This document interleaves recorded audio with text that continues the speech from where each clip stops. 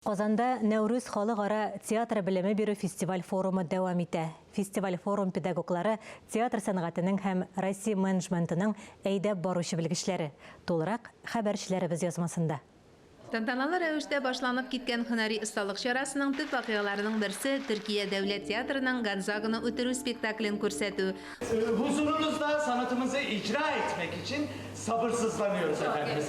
Уильям Шекспирның Гамлет пьесасының интерпретациясе рәвешендә тәкъдим ителгән әсәрне чакырылган режиссер буларак Фәрит Бикчәнтәев куйган.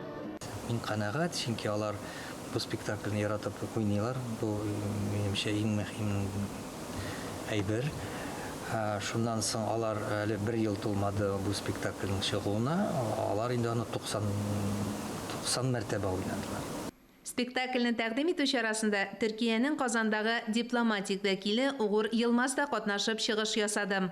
Özel Semazen Dikili'ne hepiniz hoş geldiniz. Театр белеме бирү фестиваль форумында 12 төрле юнәлештә остаханәләр, семинарлар уза. Килә алмаучылар онлайн рәвештә кушыла. Узган еллардагыдан аермалы буларак быел укыту программасына музыкаль театр һәм театр музее һәм архивы, проблемалар һәм үсеш юнәлешләре дип аталган мастер-класслар да өстәлгән.